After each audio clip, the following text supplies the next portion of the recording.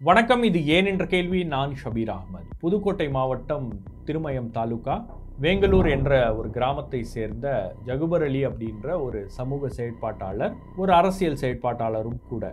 அவரை கனிம வளம் கொள்ளையடிக்கின்ற ஒரு கும்பல் பட்ட பகல்ல படுகொலை செய்கிறது. அது ஒரு விபத்து தான் அப்படின்னு காவல்துறை ஃபேமிலியை நெருக்குறாங்க. இதெல்லாம் சந்தேகம் இருக்குது அப்படின்னு போய் குடும்பத்தினர் சொல்லும்போது கூட அதெல்லாம் ஒன்றும் கிடையாதுமா, அது ஒரு விபத்து தான் அப்படின்னு அவங்க மனைவியை அனுப்பி வைக்கிறாங்க. கிட்டத்தட்ட 22 மணி நேரம் ஒரு எஃப்ஐஆரை பதிவு பண்ணுறதுக்காக அந்த குடும்பம் போராடி இருக்கிறது. அந்த ஊர் மக்களும் சேர்ந்து, ஜமாத்தார்கள்லாம் சேர்ந்து போராடி இருக்கிறார்கள். அதுக்கப்புறம் தான் அது சந்தேகத்துக்குரிய மரணம் அப்படின்னு எஃப்ஐஆரை பதிவு பண்ணுறாங்க. அதுக்கப்புறம் பார்த்தீங்கன்னா அந்த போஸ்ட்மார்ட்டம் நடந்திருக்கக்கூடிய லேப்சஸ், வீடியோ ரெக்கார்டிங் பண்ணல, எக்ஸிக்யூட்டிவ் மேஜிஸ்ட்ரேட்டை வச்சு இன்குவெஸ்ட் பண்ணோம், அதுவும் பண்ணல.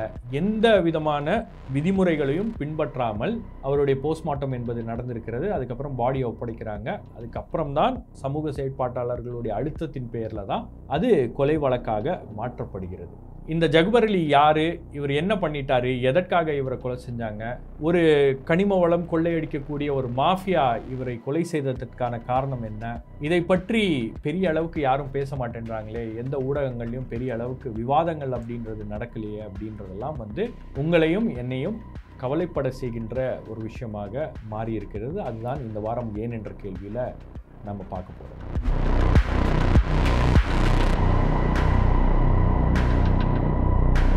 இந்த விஷயத்தை பற்றி பேசுகிறதுக்கு முன்னாடி ஒரு சின்ன reminder and request. News Minute Tamil, Newslaundry, நாம் கம்ப்ளீட் ஆட் ஃப்ரீ பிளாட்ஃபார்ம். எந்த விதமான அரசாங்க விளம்பரமோ, அரசியல் கட்சிகளுடைய விளம்பரமோ, கார்ப்பரேட் ஆட்ஸோ நம்பி இயங்கக்கூடிய ஊடக நிறுவனங்கள் அல்ல. அதனால தான் எங்களால் இந்த மாதிரி விஷயங்களை பற்றி பேச முடிகிறது. அரசாங்கம் செய்கின்ற தவறுகளை சுட்டி காட்ட முடிகிறது. அங்கே கிரவுண்டுக்கே போய் நம்மளால் ரிப்போர்ட் பண்ண முடிகிறது. இதெல்லாம் எப்படி சாத்தியம் அப்படின்னா உங்களுடைய ஆதரவு மூலமாக மட்டும்தான் அதெல்லாம் எங்களால் செய்ய முடியும். ஏன்னா எந்த ஊடகமும் இதை பற்றி பேசலை அப்படின்னா யார் பேசுவாங்க அப்படின்ற ஒரு கேள்வி இருக்குது. அதை நாம் செய்து கொண்டிருக்கிறோம். ஆகவே உங்களுக்கு இது தொடர வேண்டும் அப்படின்னு நீங்கள் நினச்சிங்கன்னா இந்த QR கோட் மூலமாக உங்களுடைய ஆதரவை எங்களுக்கு தெரிவிக்கலாம். இதற்கான லிங்க்கையும் நான் இந்த டிஸ்கிரிப்ஷனில் கொடுக்குறேன். அதை கிளிக் பண்ணுங்கள். உங்களுடைய ஆதரவை தெரிவிப்பது மட்டுமல்லாமல் இந்த மாதிரி சம்பவங்கள் நடக்கும்போது அது தொடர்பாக எங்களோடு இணைந்து கேள்விகளை எழுப்புங்கள் அப்படின்றது ஒரு மிக முக்கியமான விஷயம். ஆகவே அதை செய்வீர்கள் அப்படின்ற அந்த நம்பிக்கையோடு அக்டோபர் 2022 ஜெகநாதன் அப்படின்ற ஒரு சமூக செயற்பாட்டாளர் கரூர் மாவட்டத்தில் இந்த மாதிரி தான் ஜகுபர் அலியை எப்படி கொலை பண்ணாங்களோ அதே மாதிரி லாரி ஏற்றி கொலை பண்ணுறாங்க. அவர் என்ன பண்ணார், அங்கே இருக்கக்கூடிய இல்லீகல் ஸ்டோன் கிரஷிங் யூனிட்ஸ் இருக்கு இல்லையா, இதே மாதிரி கனிம வளங்களை கொள்ளையடிக்கக்கூடிய சில கம்பெனிஸ் அங்கே இயங்கிட்டு இருந்துச்சு. அந்த க்ரஷர் யூனிட்லாம் கரூரில் பெரிய அளவுக்கு இயங்கிட்டு இருந்துச்சு. அதை அவர் தட்டி கேட்டார். அது சம்மந்தமாக கம்ப்ளைண்ட்ஸ் அனுப்பிச்சிட்டே இருந்தார். அந்த யூனிட்டை க்ளோஸ் பண்ணுறதுக்கான ஒரு மிகப்பெரிய போராட்டத்தை அவர் முன்னெடுத்தார். அந்த கம்பெனியுடைய ஓனர்ஸ் ஆளை செட் பண்ணி அவரை கொலை பண்ணிட்டாங்க. ஏப்ரல் 2023, 57 வயது அவருக்கு, லூர்து ஃப்ரான்சிஸ் அப்படின்ற ஒரு VAO, ஒரு வில்லேஜ் அட்மினிஸ்ட்ரேட்டிவ் ஆஃபீஸர். அவருடைய ஆஃபீஸில் இருக்கார். அவர் தூத்துக்குடியில் 2 பேர் ஆஃபீஸ்க்குள்ளே போந்து முதல்ல அவர்கிட்ட வாக்குவாதம் பண்ணுறாங்க. அப்புறம் அவரை அங்கேயே ஒரு அரசாங்க அலுவலகத்துக்குள்ளேயே வைத்து படுகொலை செய்யப்படுகிறார். காரணம் என்னன்னா, மணல் கொள்ளை தாமிரபரணி ஆறில் நடந்துக்கிட்டு இருந்துச்சு. அதை எதிர்த்து இவர் பல்வேறு நடவடிக்கைகள் எடுத்தார். காவல்துறை கிட்ட அவருடைய உயிருக்கு அச்சுறுத்தல் இருக்கிறது அப்படின்றத அவர் தெரிவித்த பின்பும் கூட அவருக்கு எந்த விதமான ஒரு பாதுகாப்பும் கொடுக்கல. பாதுகாப்பு கொடுத்திருந்தா இன்னைக்கு அவர் உயிரோடு இருந்திருப்பார். ஆனால் அந்த மணல் மாஃபியா கும்பல் அவரை வெட்டி சாய்த்தது. ஸோ கடந்த காலங்களில் இந்த மாதிரியான சம்பவங்கள்லாம் நடந்திருக்கிறது அப்படின்னும் போது அரசாங்க அதிகாரிகள், காவல்துறை எவ்வளவு கவனமாக இருக்க வேண்டும். இந்த மாதிரி ஒரு புகார் வருது, மணல் கொள்ளைக்கு எதிராக புகார் கொடுக்குறாங்க, கனிம வள கொள்ளைக்கு எதிராக ஒரு செயற்பாட்டாளர் புகார் கொடுக்குறார் அப்படின்னா அவருடைய உயிரை பணைய வச்சுட்டு அவர் அந்த நடவடிக்கையில் ஈடுபடுகிறார் அப்படின்ற அந்த புரிதலோடு அவங்க வேலை பார்த்துருந்தாங்கன்னா ஜகுபர் அலிக்கு இந்த கொடுமை என்பது நேர்ந்திருக்காது. வெள்ளிக்கிழமை அவர் ப்ரேயரை முடிச்சுட்டு வராரு, பின்னாடியே ஃபாலோ பண்ணிட்டு போய் அவரை கொலை செய்கிறாங்க. பட்ட பகலில் அவர் கொலை செய்யப்படுகிறார். அவருடைய கொலை ஒரு ஆக்சிடென்ட் அப்படின்றது தான் காவல்துறை சாதிக்க முயற்சி பண்ணாங்க. ஏன்னா இந்த வீடியோ நீங்கள் பார்த்துட்டு இருக்கீங்க இல்லையா, இது கலெக்டர் ஆஃபீஸில் அவர் கொடுக்குற பேட்டி. இந்த வீடியோ வெளியே வரல அப்படின்னா அவருடைய கொலை என்பது ஒரு ஆக்சிடென்ட் தான் அப்படின்னு நிரூபிச்சிருப்பாங்க மேபி. ஏன்னா அந்த அழுத்தம்லாம் உருவாகி இருக்காது. இந்த வீடியோ வந்ததுனால யாரோ ஒரு ரிப்போர்ட்டர் இவரை கலெக்டர் ஆஃபீஸில் பேட்டி எடுத்ததன் விளைவு இன்னைக்கு இந்த மரணத்தில் ஒரு சந்தேகம் இருக்கிறது அப்படின்றத உறுதி செய்திருக்கிறது. இதே மாதிரி பல்வேறு விஷயங்களுக்காக பார்த்தீங்கன்னா உங்களுக்கு குறிப்பாக இந்த கஞ்சா வந்து இங்கே விற்பனை செய்யப்படுகிறது அப்படின்னு யாராச்சும் கம்ப்ளைண்ட் பண்ணாங்கன்னா அந்த நபர் கம்ப்ளைண்ட் பண்ணாரு அப்படின்றது எப்படி கஞ்சா விற்பனையாளருக்கு தெரியும் அப்படின்னு தெரியாது. பட் அவர் வந்து படுகொலை செய்யப்படுகிறார். அந்த மாதிரி உதாரணத்துக்கு சொல்லணும்னா ஆகஸ்ட் 2021 சிலம்பரசன் அப்படின்ற ஒரு அஇஅதிமுகவுடைய ஒரு நிர்வாகி ஷோலாவரம் அவருடைய வீட்டு வாசல்ல அவருடைய குடும்பத்தின் முன் படுகொலை செய்யப்படுகிறார். அதே மாதிரி உங்களுக்கு பார்த்தீங்கன்னா வசீம் அக்ரம் வாணியம்பாடியில் ஒரு மனிதநேய ஜனநாயக கட்சியுடைய நிர்வாகி கஞ்சா எங்கள் ஏரியாவில் விற்பனை பண்ணுறாங்க அப்படின்னு போலீஸுக்கு அவர் ரகசியமாக தகவல் சொல்கிறாரு. அந்த ரகசிய தகவல் அப்படின்றது யார் கஞ்சா விற்கிறாங்களோ அந்த கும்பலுக்கு அந்த தகவல் என்பது தெரிவிக்கப்பட்டிருக்கு. இந்த நபர் தான் வந்து உங்களுக்கு எதிராக கம்ப்ளைண்ட் கொடுக்குறாரு, பிரச்சனை பண்ணுறாரு அப்படின்னு சொல்லியிருக்காங்க. அதன் விளைவு அவர் வந்து மசூதியில் தொழுதுட்டு வீட்டுக்கு வராரு, படுகொலை செய்யப்படுகிறார். இன்னொரு சம்பவம் டிசம்பர் 2022 முனுசாமி அப்படின்ற ஒரு நபர் சென்னையில் இருக்கக்கூடிய சென்ட்ரல் ஸ்டேஷன் பக்கத்தில் அங்கே இருக்கக்கூடிய அந்த மார்க்கெட்டில் கஞ்சா விற்கிறாங்க அப்படின்னு அவர் வந்து காவல்துறைக்கு தகவல் தெரிவிக்கிறார். அவரும் வந்து படுகொலை செய்யப்படுகிறார். 7 நாள் முன்னாடி உங்களுக்கு வந்து வாஷர்மேன்பேட்டில் நாகூரான் தோட்டத்தில் வினோத்குமார் என்ற ஒரு நபர், ஒரு மீனவ சமூகத்தை சேர்ந்த ஒரு நபர் கஞ்சா வியாபாரிகளால் படுகொலை செய்யப்பட்டிருக்கிறார். ஏன்னா அங்கே கஞ்சா வியாபாரம் நடக்கிறது, கொடிகட்டி பறக்குது அப்படின்னு காவல்துறைக்கு தகவல் தெரிவித்ததுனால. இப்போ அரசாங்க அதிகாரிகளை எதை நம்பி தகவல் சொல்றது? ஒரு முறைகேடு நடக்குது, ஒரு தப்பு நடக்குது அப்படின்னா அது நம்மளுடைய பார்வைக்கு வருது, நம்மளுடைய கவனத்துக்கு வருது அப்படின்னா அதை தடுத்து நிறுத்த வேண்டும் அப்படின்னு தான் யாரும் நினைப்பாங்க. அந்த அடிப்படையில் தான் இவங்கெல்லாம் வந்து காவல்துறைக்கு ஃபோன் பண்ணி தகவல்களை சொல்லியிருக்காங்க. ஒரு முறைகேடு நடக்குது, ஒரு கனிம வள கொள்ளை நடக்குது, ஒரு சாண்ட் மைனிங் நடக்குது, இங்கே இருக்கக்கூடிய நேச்சுரல் ரிசோர்ஸஸை வந்து இவங்க திருடிட்டு போகிறாங்க, களவாடிட்டு போகிறாங்க, கோடிக்கணக்கான ரூபாய் வந்து அரசாங்கத்துக்கு நஷ்டம் ஏற்படுகிறது அப்படின்ற அந்த உணர்வில் தான் வந்து அவங்க கம்ப்ளைண்ட் பண்ணுறாங்க. கஞ்சா விற்கிறாங்க அல்லது ட்ரக்ஸ் விற்கிறாங்க அப்படின்னா இங்கே இருக்கக்கூடிய பசங்களை வந்து அவங்களுடைய எதிர்காலத்தை கெடுக்கிறாங்க அப்படின்ற அடிப்படையில் தான் இந்த சமூக செயற்பாட்டாளர்கள்லாம் ஏதோ ஒரு வகையில் அவங்களுக்குள்ள வந்து இது சரியில்லை, இது தப்பு அப்படின்னும் போது இதை தட்டி கேட்கணும் அல்லது இதற்கு ஒரு முற்றுப்புள்ளி வைக்கணும் அப்படின்னு சொல்லிட்டு அவங்க காவல்துறையை ஃபோன் பண்ணி கூப்பிட்டு சொல்கிறாங்க. யார் ஃபோன் பண்ணி சொன்னாங்க அப்படின்ற தகவல் எப்படி அந்த குற்றத்தை செய்கின்றவர்களுக்கு தெரிகிறது அப்படின்றது இங்கே இருக்கக்கூடிய ஒரு மிகப்பெரிய கேள்வி. இது எதுவும் இராணுவ ரகசியம்லாம் கிடையாது. இவர் தான் ஃபோன் பண்ணி சொன்னார், இதுதான் இவருடைய வீட்டுடைய அட்ரஸு, இதுதான் இந்த கம்ப்ளைண்ட் காப்பி அப்படின்றதும் அவங்ககிட்ட அந்த குற்றத்தை யார் செய்கிறாங்களோ காவல்துறை அதிகாரிகளாக இருக்கட்டும் அல்லது அந்த தாசில்தாராக இருக்கட்டும் அல்லது அந்த அரசாங்க அதிகாரிகளாக இருக்கட்டும் அவங்களே கொடுத்துட்றாங்க அப்படின்றது தான் வெளிப்படையாக தெரிகின்ற ஒரு பேட்டர்ன். இப்படி தான் வந்து இந்த உயிர்கள்லாம் வந்து இந்த உயிரிழப்புகள்லாம் வந்து ஏற்பட்டிருக்கிறது. இந்த கொலைகள் அப்படின்றது இப்படி தான் நடந்திருக்கு. ஜகுபர் அலி கேஸ்லையும் இதுதான் நடந்திருக்கு. டிசம்பர் 26 தாசில்தார்கிட்ட கம்ப்ளைண்ட் கொடுக்குறாரு. இந்த நபர் தான் உங்களுக்கு எதிராக கம்ப்ளைண்ட் கொடுத்துருக்காங்க அப்படின்னு ஆப்போசிட் பார்ட்டிக்கு தாசில்தாரே இந்த விஷயத்தை லீக் பண்ணிட்டாரு அப்படின்னு தான் ஜகுபர் அலி 13ஆம் தேதி ஜனவரி 13ஆம் தேதி கலெக்டரை சந்திக்கும் போது பேட்டி கொடுக்கும்போது அதை சொல்கிறாரு. அப்போ இந்த அளவுக்கு வந்து ஒரு நெக்ஸஸோட ஒரு கூட்டு சதியாக இந்த அரசு அதிகாரிகளும் காவல்துறையும் வந்து இந்த விஷயத்தில் செயல்பட்டிருக்கிறது அப்படின்றது மிகவும் வெட்ட வெளிச்சமாகிறது. ஒரு எஃப்ஐஆரை போடுறதுக்கு 22 மணி நேரம், ஒரு கொலை சம்பந்தமான ஒரு எஃப்ஐஆர் அதை பதிவு செய்கிறதுக்கு 22 மணி நேரம் எடுத்திருக்காங்க அப்படின்னும் போது அந்த பாடி மார்ச்சரியில் இருக்குது. 2 மணி நேரம் அந்த பாடியை வந்து திருமயம் கவர்மெண்ட் ஹாஸ்பிட்டலில் ஆம்புலன்ஸ்லேயே வச்சுருந்துருக்காங்க. ஸோ இந்த கொடுமைகள்லாம் வந்து நடந்திருக்கு அப்படின்னும் போது இதை எப்படி கேள்வி கேட்காம கடந்து செல்வது அப்படின்றது தான் என்னால் புரிஞ்சிக்க முடியல. ஜகுபர் அலி கொடுத்த கம்ப்ளைண்ட் அப்படின்றது பார்த்தீங்கன்னா அந்த கம்ப்ளைண்ட் வந்து வெல் டாக்குமெண்டட் கம்ப்ளைண்ட். இந்த கம்ப்ளைண்ட் ஒரு ஹைகோர்ட் நீதிபதி கையில் போச்சுன்னா ஹைகோர்ட் நீதிபதி வந்து ஒரு எஸ்ஐடி, ஒரு ஸ்பெஷல் இன்வெஸ்டிகேட்டிங் டீமை ஃபார்ம் பண்ணுங்க, இல்லை ஒரு ஐஏஎஸ் அதிகாரி தலைமையில் இதற்கான விசாரணை நடத்துங்க. எப்படி மதுரை பிஆர்பி கேஸில் சகாயம் ஐஏஎஸை வச்சு ஒரு விசாரணை நடத்துனாங்களோ இல்லீகல் குவாரிங்க்கு எதிராக, அதே மாதிரி ஒரு விசாரணையை நடத்துங்க அப்படின்னு கூட வந்து உத்தரவிட்டிருக்கலாம். ஏன்னா அந்த அளவுக்கு வந்து தரவுகளோட, அந்த அளவுக்கு டாக்குமெண்ட்ஸோட, அந்த அளவுக்கு படங்களோட, ஆதாரங்களோட இந்த விஷயத்தை அவர் வந்து அந்த கம்ப்ளைண்ட்டில் சொல்லியிருக்கிறாரு. கிட்டத்தட்ட ஒரு 2-3 வருஷமாக ஒர்க் பண்ணி எல்லா டாக்குமெண்ட்ஸையும் கலெக்ட் பண்ணி அங்கே இயங்கக்கூடிய அந்த மணல் குவாரிகள், அதுக்கப்புறம் அந்த எம்சாண்ட் அந்த கம்பெனிஸ், இது எல்லாமே வந்து எந்த விதமான ஒரு அரசு அனுமதியும் பெறாமல் இயங்கி கொண்டிருக்கிறது. 2 வருஷமாக அவங்க அப்படி தான் இயங்கிட்டு இருக்காங்க அப்படின்றதெல்லாம் வந்து தரவுகளோட, டாக்குமெண்ட்ஸோட கொண்டு போய் கம்ப்ளைண்ட்டாக கொடுத்துருக்காரு. அதுதான் வந்து இந்த அதிகாரிகளை அச்சுறுத்தி இருக்கிறது. அதாவது இந்த குற்றத்தை செய்தவர்களை அச்சுறுத்துவதற்கு முன்பு அதிகாரிகளை அச்சுறுத்தி இருக்கிறது. ஏன்னா அதை இந்த மாதிரி ஒரு லைசன்ஸே இல்லாமல் ஒரு குவாரி அங்கே வந்து இயங்கிட்டு இருந்துச்சு அப்படின்னா அதற்கு முதல் பொறுப்பு அங்கே இருக்கக்கூடிய அதிகாரிகள் தான். கலெக்டர்லேருந்து ஆரம்பித்து அந்த மைன்ஸ் டிபார்ட்மெண்ட்டில் இருக்கக்கூடிய அதிகாரிகள்லேருந்து தாசில்தார்லேருந்து விஏஓலேருந்து எல்லாருமே வந்து இதில் சம்மந்தப்பட்டிருக்காங்க அப்படின்றது தான் வந்து நம்மளால் உறுதியாக சொல்ல முடியும். இந்த மைனிங்கில் ஈடுபடுகின்ற இந்த மாஃபியாவில் இருக்கக்கூடிய நபர்கள்லாம் வந்து ஒரு அரசியல் பின்புலத்தோடு செயல்பட்டுருக்காங்க. இந்த ஆர்ஆர் குரூப் இருக்கு இல்லையா, இந்த ஆர்ஆர் குரூப்புடைய 2 ஓனர்ஸ், ஒருத்தர் வந்து ராசு, இன்னொருத்தர் ராமையா.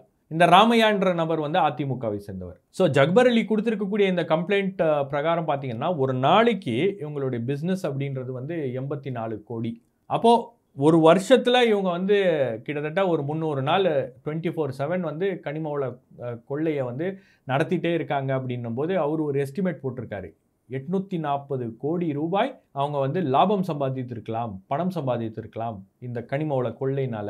இதனால் அரசுக்கு ஆயிரக்கணக்கான கோடி ரூபாய் நட்டம் ஏற்படுகிறது. அந்த நட்டத்தை வந்து சரி செய்யணும். அதை வந்து அரசுக்கு இந்த மாதிரி ஒரு நட்டம் ஏற்பட்டு விடக்கூடாது அப்படின்னா இந்த இல்லீகல் ஆக்டிவிட்டியை தடுத்து நிறுத்தணும் அப்படின்றது தான் அவருடைய ஒரே வேண்டுகோளாக இருந்தது. அதற்காக தான் அவர் அந்த முயற்சியை எடுத்தார். ஸோ திமுகவும் இது குறித்து பெரிய அளவுக்கு நடவடிக்கை எடுக்கல, அதிமுகவும் பெரிய அளவுக்கு அழுத்தம் என்பது கொடுக்கவில்லை. ஸோ இந்த ஜக்பர் அலியுடைய இந்த கொலை சம்பந்தமாக அரசாங்கத்துடைய நடவடிக்கை பார்த்தீங்கன்னா ஒரு மெத்தன போக்கோடு தான் அரசாங்கம் நடந்திருக்கிறது. உங்களுக்கு அங்கே எஃப்ஐஆர் ஃபைல் பண்ண மறுக்கிறாங்க, இதை மூடி மறைக்கணும்னு ஒரு முயற்சி பண்ணுறாங்க அப்படின்னா எந்த அளவுக்கு ஒரு அழுத்தம் என்பது மேலேருந்து இருந்திருக்கணும். ஒருத்தர் கொலை செய்யப்படுகிறார், கம்ப்ளைண்ட் கொடுத்ததுக்காக ஒருத்தர் கொலை செய்யப்படுகிறார், ஒரு சமூக செயற்பாட்டாளர் கொலை செய்யப்படுகிறார் அப்படின்னா இந்த அரசாங்கத்தின் மீது அது எவ்வளோ பெரிய ஒரு களங்கம். ஆனால் அது குறித்து எந்த விதமான ஒரு சலனமும் கிடையாது. இன்னொரு பக்கம் கேள்வி கேட்க வேண்டிய எதிர்க்கட்சிகள் யாருமே வாயை திறந்து பேச மாட்டேன்றாங்க. குறிப்பாக அதிமுக சொந்த கட்சிக்காரர் கொலை செய்யப்பட்டிருக்கிறார், கனிம வள கொள்ளையர்களுக்கு எதிராக போராடி கொலை செய்யப்பட்டிருக்கிறார். அதிமுகவுடைய பொதுச் செயலாளர் எடப்பாடி கே பழனிசாமி அந்த ஃபேமிலியை கூட போய் பார்க்கல. அந்த அளவுக்கு ஒரு மோசமான ஒரு மனநிலை. ஏன்னா அவங்களுக்கு இந்த குவாரியை வந்து மூடணும் அல்லது இது சட்டவிரோதமாக ஒரு விஷயம் நடக்குது அதை வந்து தடுத்து நிறுத்தணும் அப்படின்ற எண்ணம் எல்லாம் வந்து துளி கூட யாருக்கும் கிடையாது அப்படின்றது வெட்ட வெளிச்சமாக தெரிகிறது. நான் அந்த ஊருக்கு போயிருந்தேன், புதுக்கோட்டை மாவட்டம் வெங்களூர் கிராமம், ஜக்பர் அலியோட வீட்டுக்கு. ஒரு வீட்டில் இந்த மாதிரி ஒரு மரணம் நடந்திருக்கு, ஒரு சம்பவம் நடந்திருக்கு அப்படின்னா அந்த ஒட்டுமொத்த ஊரே கூடி அவங்க வீட்டு வாசலில் தான் இருக்கும். இதுதான் நம்ம ஊரில் எல்லாம் பார்த்துருக்கோம். யாராச்சும் வெளியூர்லேருந்து போகிறாங்க அப்படின்னா அவங்க யாரை பார்க்க போகிறாங்க, என்ன பேசுகிறாங்க, எதுக்காக வந்திருக்காங்க அப்படின்றதெல்லாம் வந்து அட்லீஸ்ட் ஒரு 10 பேராச்சும் வந்து நின்று பார்ப்பாங்க, பேசுவாங்க, சொல்லுவாங்க. இந்த மாதிரி ஒரு அநியாயம் நடந்திருக்குப்பா, இதை பற்றி போய் எழுதுங்க அப்படின்னு, பேசுங்க அப்படின்லாம் வந்து சொல்லுவாங்க. அந்த ஊரில் யாருமே வரல, யாருமே இல்லை.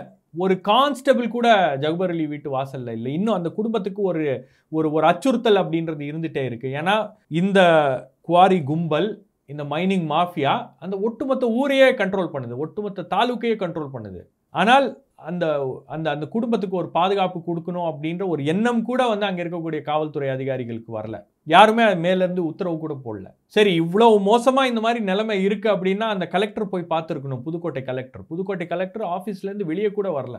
இவ்வளோ பெரிய ஒரு சம்பவம் நடந்திருக்கிறது, அங்கே போய் அந்த குடும்பத்தை நேரடியாக கூட போய் சந்திக்கலை. அவர் அதிமுக காரர் அப்படின்றதுனால சந்திக்காமல் இருக்காங்களா என்னன்னு தெரியல. பட் யாராக இருந்தால் என்ன, உயிர் தானே, உயிர் போயிருக்கு இல்லையா? அதுவும் வந்து உங்களுடைய அதிகாரிகள் செய்திருக்கக்கூடிய தவறுனால அவருடைய உயிர் என்பது போயிருக்கிறது அப்படின்னும் போது நாங்கள் உங்கள் குடும்பத்துக்காக உங்களோட சப்போர்ட்டுக்கு இருக்கோம் அப்படின்னு சொல்லுவதற்கு கூட இந்த அரசாங்கம் தயாராக இல்லை. இந்த அரசாங்கத்தில் இருக்கக்கூடிய அதிகாரிகள் தயாராக இல்லை அப்படின்ற ஒரு மோசமான நிலை அப்படின்றது இருக்குது. அந்த குடும்பத்தினர்கிட்ட பேசும்போது அவங்க பேசிட்டு எல்லாமே சொல்லிட்டு, ரொம்ப க்ளோஸ் ரிலேட்டிவ் ஜக்பர் அலிக்கு அவர் என்கிட்ட சொல்கிறாரு, என் பேரை எழுதாதீங்க, அவருடைய நெருங்கிய உறவினர் அப்படின்னு எழுதுங்க. ஏன்னா எங்களுக்கு பயம் இருக்குது, எங்கள் பேரோ அல்லது எங்களுடைய ஃபோட்டோவோ வந்துருச்சுன்னா நாளைக்கு எங்களுக்கு ஏதாச்சும் பிரச்சனை வரும்.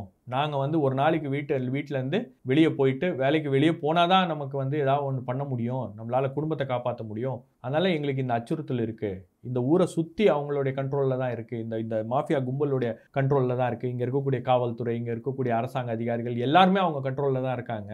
அதனால் எங்களுக்கு அச்சுறுத்தலாக இருக்குது. ஆகவே நாங்கள் பேசலை. அதே மாதிரி எங்களுடைய பேரெலாம் போடாதீங்க, நெருங்கிய உறவினர்னு போடுங்க அப்படின்னு ரத்த சொந்தங்கள் வந்து இதை சொல்கிறாங்க. அப்போ எந்த அளவுக்கு ஒரு அசாதாரண சூழல் வந்து அங்கே இருக்குது அப்படின்றத நம்மளால் புரிந்து கொள்ள முடிகிறது. இப்போ இதை கொலை வழக்காக சிபிசிஐடி விசாரிக்கும். ஆனால் இதில் சம்மந்தப்பட்ட அதிகாரிகளை விசாரிப்பாங்களான்னா விசாரிக்க மாட்டாங்க. இந்த குவாரி எப்படி இல்லீகலாக ரன் ஆகிட்டு இருந்துச்சு, இதற்கு யார் பொறுப்பு அப்படின்னா அதை சிபிசிஐடி விசாரிக்க மாட்டாங்க. வெறும் கொலை வழக்கு மட்டும் சிபிசிஐடி விசாரிச்சுட்டு போயிடுவாங்க. அப்போ இந்த குவாரி சட்டவிரோதமாக நடந்து கொண்டிருந்தது, அதன் மூலமாக அவர்கள் ஈட்டிய பணம், அதன் மூலமாக அவர்கள் ஈட்டிய சொத்து, அந்த பணம் யார் யாருக்கு போயிருக்கு அப்படின்ற எந்த விசாரணையும் இருக்காது. அவங்க அதுக்கு லேண்ட் வாங்கி போட்டிருக்கலாம், இல்லை பில்டிங் வாங்கி போட்டிருக்கலாம், இல்லை ரியல் எஸ்டேட்டில் இன்வெஸ்ட் பண்ணியிருக்கலாம், கம்பெனியில் போட்டிருக்கலாம். இது வரைக்கும் நீங்கள் தமிழ்நாட்டில் கனிம வள கொள்ளை சம்பந்தமாக ஏதாவது ஒரு சொத்து பறிமுதல் பண்ணியிருக்காங்க அப்படின்னு நீங்கள் கேள்விப்பட்டிருக்கீங்களா? எங்கேயுமே பண்ணது கிடையாது. இது எல்லாம் செய்யாததன் விளைவு தான் இந்த மைனிங் மாஃபியா அப்படின்றது இன்னும் ஸ்ட்ராங் ஆகிட்டே போகிறாங்க. அவங்க எந்த அளவுக்கு அவங்ககிட்ட பணம் இருக்கோ அந்த அளவுக்கு அவங்களால ஒட்டுமொத்த மாவட்டத்தையே ஆட்டி படைக்க முடியும் அப்படின்ற ஒரு தைரியம். ஜகுபர் அலியை கொலை செய்கிறதுக்காக வெளியூர்லேருந்து ஆளை கூப்பிட்டு வந்திருக்காங்க. ராமநாதபுரத்துலேருந்து அந்த டிரைவரை கூப்பிட்டு வந்திருக்காங்க. அவர் போய் போலீஸ் ஸ்டேஷனில் இடிச்சிட்டு போய் சரண்டர் ஆகிட்டார். இது எப்போவுமே வழக்கமாக இதுதான் ஸ்கிரிப்ட். கரூர் ஜெகநாதன் கேஸ்லையும் அதுதான் நடந்துச்சு. ஸோ இந்த மாதிரி திட்டமிட்டு நடக்கின்ற படுகொலைகள் அப்படின்றது இந்த மைனிங் மாஃபியா இவ்வளவு தைரியமாக அவங்களால இதெல்லாம் அரங்கேற்ற முடிகிறது அப்படின்னா, ஜகுபர் அலி போன்றவர்கள் எவ்வளோ பேர் இருந்தாலும் அவங்களுக்கும் இதுதான் கதி. நீங்கள் தடாகம்ல அந்த சட்டவிரோதமாக இயங்கி கொண்டிருந்த செங்கல் சூளைகளுக்கு எதிராக அங்கே போராடி கொண்டிருந்த கணேஷ், அதுக்கப்புறம் மற்ற ஆக்டிவிஸ்ட், இவங்களெல்லாம் வீடு பூந்து 2019 மிரட்டி இருந்தாங்க. அவங்கள கொலை செஞ்சிருவோன்னு மிரட்டி இருந்தாங்க. இந்த மாதிரி பல்வேறு விஷயங்கள் அவர்கள் மீது நடந்தது. ஆனால் அதே 2019, 20, 21, 22, 23 அப்படின்னு பல்வேறு வடிவங்களில் அது தொடருது அப்படின்னா இதற்கு ஒரு முடிவே இல்லையா அப்படின்ற அந்த கேள்விதான். இந்த மாதிரி சமூக செயற்பாட்டாளர்கள் அவங்களுக்கு போதிய பாதுகாப்பு வழங்க வேண்டும். அதற்காக அந்த விசில் ப்ளோவர்ஸ் ஆக்டை கொண்டு வரணும் அப்படின்ற ஒரு கோரிக்கை நீண்ட காலமாகவே இருக்கிறது. ஆனால் அதையெல்லாம் செய்வதற்கு இந்த அரசு முன்வராது, முன்வரவும் மாட்டார்கள் அப்படின்றத உறுதியாக சொல்ல முடியும். ஏன்னா இப்படி தான் இவங்க இந்த விஷயங்கள்லாம் கையாளுவாங்க அப்படின்றதுக்கு மறுபடியும் பல்வேறு உதாரணங்கள் என்பது தொடர்ந்து இருந்து கொண்டே இருக்கிறது. இதை நாம் எப்படி கடந்து போகிறது, இல்லை இதை நாம் எப்படி ஹேண்டில் பண்ணுறது அப்படின்னும் போது ஒரே ஒரு வழிதான் இருக்குது. இந்த மாதிரி சம்பவங்கள் நடக்கும்போது எல்லாரும் பேசணும், கேள்விகளை எழுப்பணும். அப்படி பண்ணால் மட்டும்தான் இதற்கு ஒரு தீர்வு காண முடியும். அரசாங்கத்துக்கு ஒரு அழுத்தம் என்பதை ஏற்படுத்த முடியும். தேமுதிக ஆர்ப்பாட்டம் நடத்தியிருக்கிறது, தமிழக வாழ்வுரிமை கட்சி ஆர்ப்பாட்டம் நடத்தியிருக்கிறது, எஸ்டிபிஐ ஆர்ப்பாட்டம் நடத்தியிருக்கிறது, சொந்த கட்சியான அதிமுக கைவிட்டிருக்கிறது. அவர் ஆர்ப்பாட்டம் நடத்தலை, போராட்டம் நடத்தலை. விஜயபாஸ்கர் ஒரு நாள் வந்தார், அதுக்கப்புறம் வரவே இல்லை அந்த பக்கம். அப்போ இந்த அளவுக்கு ஒரு பாராமுகத்தோட சொந்த கட்சி செயல்படுகிறது அப்படின்னும் போது அரசாங்கத்துக்கிட்ட இருந்து என்ன எதிர்பார்க்க முடியும்? கடைசியாக ஒரு விஷயம் ஜகுபர் அலி அவருடைய கம்ப்ளைண்ட்லேயே சொல்கிறாரு, அதை நான் படித்து காட்டுறேன். இந்த மிகப்பெரிய திருட்டால் அரசுக்கு வருவாய் இழப்பு ஏற்பட்டதோடு காற்று மாசுபட்டு சுற்றியுள்ள கிராம மக்களுக்கு கண்ணெரிச்சல் மற்றும் மூச்சு திணறல் போன்ற வியாதிகள், மேலும் நீர் மாசுபட்டு குடிநீர், கண்மாய், ஏரி ஆகியவை விஷம் கலந்த நீராக மாறி மனிதர்களுக்கு வயிற்றுப்போக்கை ஏற்படுத்துகிறது. கால்நடைகளுக்கும் ஒவ்வாமை போன்ற வியாதிகள் வருகிறது. மேலும் சிறு குழந்தைகள் பல்வேறு வகையான புது வியாதிகளால் அவஸ்தைப்படுகின்றனர். நீர்வரத்து வரிகள் அனைத்தும் திருட்டு கனிமங்கள் செல்வதற்கு பாதையாக பயன்படுத்துவதால் கண்மாய்க்கு நீர் வரத்து வராமல் விவசாயம் பொய்த்து போகிறது. தற்போது இவர்கள் செய்துள்ள தவறுகளுக்கு சரியான தண்டனை வழங்கி கிரிமினல் நடவடிக்கை மேற்கொண்டு இவர்கள் பணம் கட்டாமல் இழுத்து அடித்தால் கனிம திருட்டின் மூலம் வாங்கிய இவர்களது சொத்துக்களை சப்தி செய்து அதை அரசுடைமையாக்கியும் சுற்றுவட்டார பொதுமக்கள் மன நிம்மதியோடு மன அமைதியோடு வாழ்வதற்கு, கால்நடை மற்றும் விவசாயம் செழித்து ஓங்குவதற்கும் வழிவகை செய்யுமாறு பணிந்து பிரார்த்திக்கப்படுகிறது அப்படின்னு ஜகுபர் அலி கம்ப்ளைண்ட் கொடுத்துருக்காரு. எனக்கு பாதுகாப்பு கொடுங்க, எனக்கு நிவாரணம் வேணும் அப்படின்லாம் கேட்கல. இந்த கம்ப்ளைண்ட் கொடுத்தா எவ்வளோ பெரிய சிக்கல் அவர் இருப்பார் அப்படின்னு தெரியும். ஆனால் அதையெல்லாம் மீறி தான் அவர் அதை செய்திருக்கிறார். அவருடைய வீட்டுக்கு போகும்போது அவருடைய மனைவியை தவிர அந்த குடும்பத்தில் வேற யாரும் பேசுறதுக்கு முன் வர மாட்டேன்றாங்க. ஏன்னா பயம், அவங்களுக்கும் உயிர் பயம். அவருக்கு 3 பெண்கள், ஒரு பொண்ணு 17 வயசு, நீட் எக்ஸாமுக்கு படிச்சுட்டு இருக்காங்க. இன்னொரு பொண்ணுக்கு 15 வயது, இன்னொரு மகள் 12 வயசு. இவர்களுடைய எதிர்காலம் இன்னைக்கு கேள்விக்குறியாகி இருக்கிறது. அந்த குடும்பத்துக்கு யார் ஹெல்ப் பண்ணுவாங்க, யார் சப்போர்ட் பண்ணுவாங்க அப்படின்றது நமக்கு தெரியாது. ஆனால் அவங்க அரசாங்கத்துக்கிட்ட ஒரு நிவாரணம் கொடுங்கன்னு கூட கேட்கல. எங்களுக்கு அச்சுறுத்தல் இருக்குது அப்படின்னு சொல்கிறாங்க. எங்கள் குடும்பத்தில் இந்த மாதிரி ஒரு சம்பவம் நடந்து போச்சு, எங்களுக்கு நிவாரணம் கொடுங்க அப்படின்னு கூட அந்த அரசாங்கம் அவங்க மனைவிட்ட பேட்டி எடுக்கும்போது அந்த வார்த்தை வாயில் வரல. இந்த கனிம வள கொள்ளையை தடுக்கணும் அப்படின்னு தான் அவங்களும் மறுபடியும் பேசுகிறாங்க. என் கணவர் அந்த விஷயத்துக்காக அவர் போராடினார், அவரை உயிரை எடுத்துட்டாங்க, இனியும் அது அங்கே தொடரக்கூடாது, அந்த மக்களுக்கு எந்த விதமான ஒரு பாதிப்பும் வந்துவிடக்கூடாது அப்படின்ற அந்த அடிப்படையில் தான் அவர்கள் தொடர்ந்து பேசி கொண்டிருக்கிறார்கள். இந்த புகார்லையும் அது இருக்குது. அப்போ இது போன்ற நபர்களுக்கு ஒரு அநீதி என்பது நடந்திருக்கிறது, ஒரு கொடுமை என்பது நடந்திருக்கிறது அப்படின்னும் போது நாம் அதை கண்கட்டி வாய்மூடி வேடிக்கை பார்ப்பது சரியா அப்படின்ற இந்த கேள்வியோட இந்த நிகழ்ச்சியை முடிக்கிறேன். நன்றி, வணக்கம்.